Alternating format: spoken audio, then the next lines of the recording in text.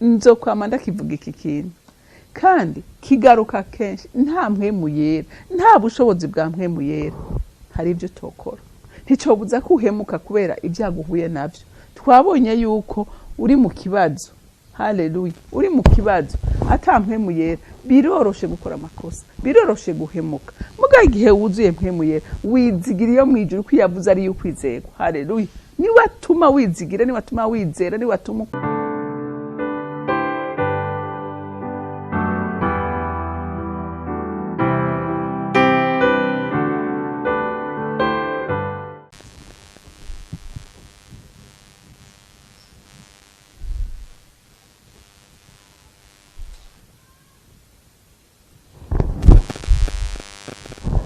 bakunzi bahore CANAAN TV.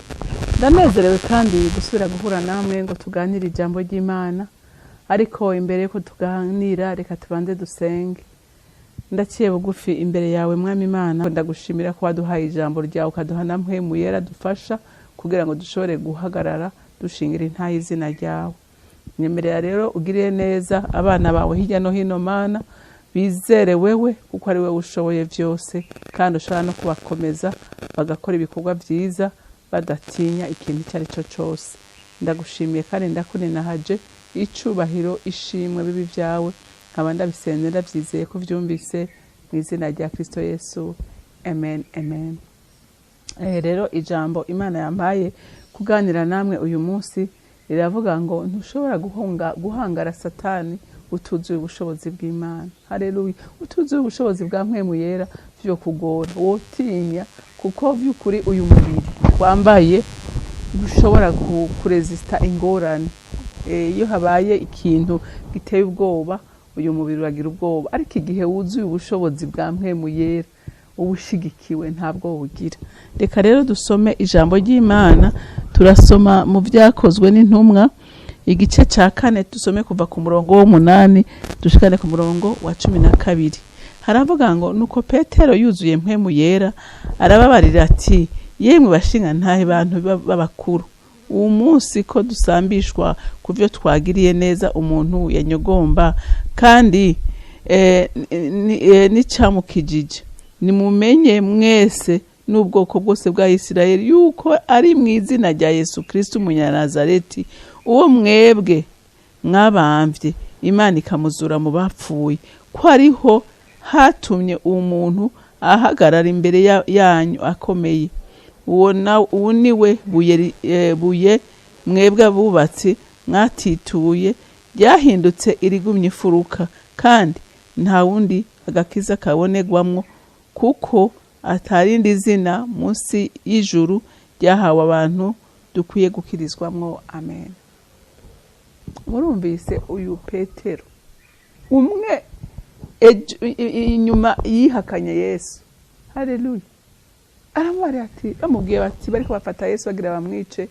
Petero aravuga ati oya, ati jewe n'ukuri uyu muntu ntawenzi, ati kandi uvuga nkabo, ati uvuga nkamwe mu bigishwa biwe. Ararahira ati jewe uyu muntu nta nuwonzi. Yigiye imbere aravuga ati atabwo n'intambuko ni yabo, aturi umwe muri abo. Petero aruma, jewe ntawenzi, ahubwo jewe sinzi ibyo muri ko muravuga. Kandi mbere yari yanamubwiye Yesu ati jewe n'ukuri nta kintu na kimwe cyo ntandukanya nawe, no gupfa twopfana. Yesu kuko yarabizi neza, haleluya, yarabizi neza atabushobozi bwa Saint Esprit ko atobishobora, kuko ntiyari bwatangwe mpwemu yera. Aramubwira ati Pete wewe ati nkoko itarabika gatatu, itarabika uzomaze kunyakana inshuro 3. Kandi nuko nyene vyagenze. Ariko mwumva uyu munsi ngo yuzuye ubushobozi, haleluya, ngo yuzuye ubushobozi avuga amakuru ya Yesu. Aha yari ya muntu ahejeje umwe yasanga ku irembo, bashira ku irembo amugaye akama ariko arasega, batangura kumuburanya ngo yamukije ku isabato yagize iki. Urumva mwumva ingene abakozi ba Satani bameze, abafarisayo ingene bameze, bagende imigenzo niyo bahagararako, ariko ntibarabe igikorwa gikomeye ahejeje gukorera umwana w'Imana. Yaramaze imyaka n'imyaniko bateruye abantu banikira nk'abanikira impuzu, ariko ntibanezerwe n'ico gikorwa gikoze. Ariko kuko satani adashaka ibyiza batangura kubaburanya babaza ati bwo bushobozi mwabukuye byo mwebwe urumva mwumva ngo Petero nuko ngo Petero yuzuye Mpwemu Yera arababarira ati yemwe bashinga ntaye bantu bakuru uwo munsi ko dusambishwa ku byo twagiriye neza umuntu yanyogomba urumva bariko babasambisha kubera uwo muntu bakijije. Haleluya. Ngo kandi ngo n'icyamukijije ni mumenye mwese n'ubwoko bwose bwa Israeli yuko ari mwizina. Haleluya. Ngo mwizina rya Yesu Kristo umunyanazareti ngo umwe mwebwe nyene mwabamba mubambisha amaboko yanyu ubushobozi bwiwe nibwo bwazo uyu muntu. Haleluya.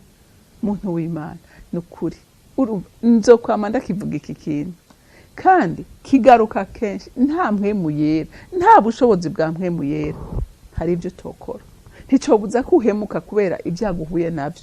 Twabonye yuko uri mu kibazo. Haleluya. Uri mu kibazo ata Mpwemu Yera biroroshe gukora amakosa biroroshe guhemuka muga igihe wuzuye Mpwemu Yera wizigira iyo mwijuru kwiyavuza ari yukwizegwa. Haleluya. Ni watuma wizigira ni watuma wizera ni watuma ukomera. Haleluya. Petero ashingira iki? Ashingira intahe umwami Yesu. Haleluya. Kubera iki? Ngo kubera yuzuye ubushobozi bwa Mpwemu Yera. Haleluya. Ngo umwe mwebwe nyene mwabambisha amaboko yanyu ngo uyu niwe ahejeje gukora ibi. Haleluya. Ngo uwo niwe buye mwebwe abubatsi mwatituye. Murazi ko mu ntara iwabo baramusuzuguye baravuga ko nguyo mwene Mariya na mwene Yosefu yokora ibitangaza bigenze gute. Iwabo baramusuzugura ibuye rizima bararisuzugura kandi ari ryo ushobora kubaka kugakomera. Haleluya. Niwe buye rizima. Niwe buye rizima.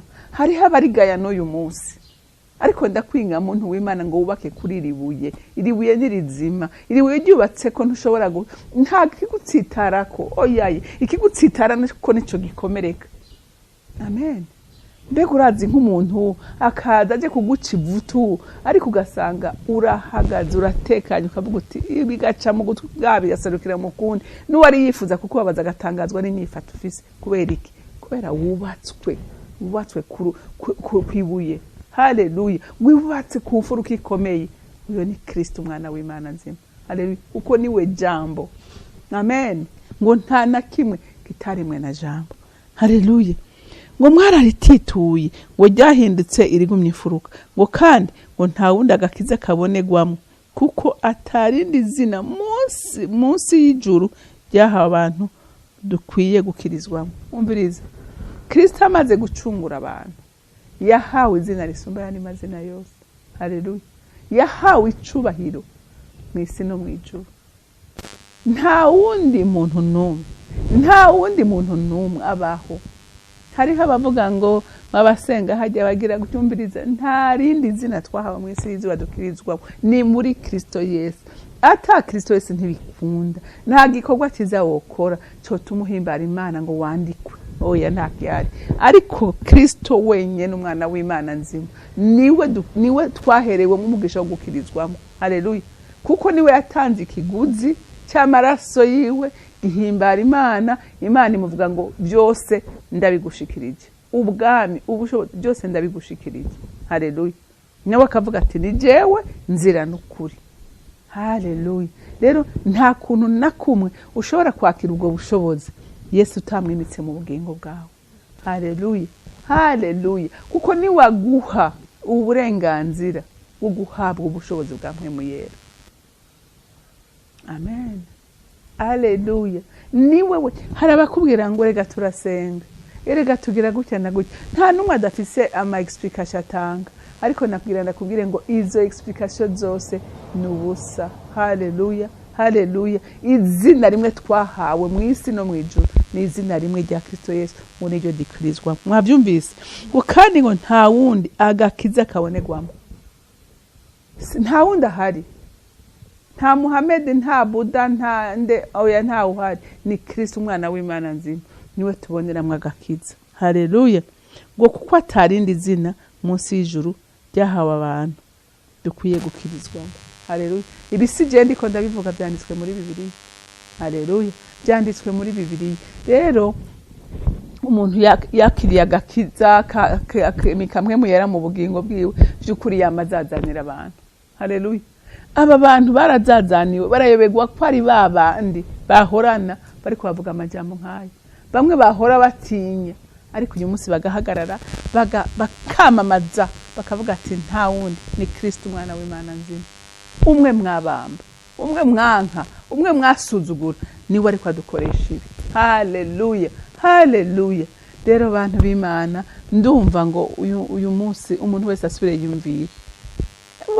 Amajambo y'Imana aravugwa, abantu baravuga nta butavuga ubutumwa. Haleluya. Ariko ugasanga imitima ya benshi irakomantaye. Ariko ndakwinginga kubw'urukundo rw'Imana worosha umutima wawe.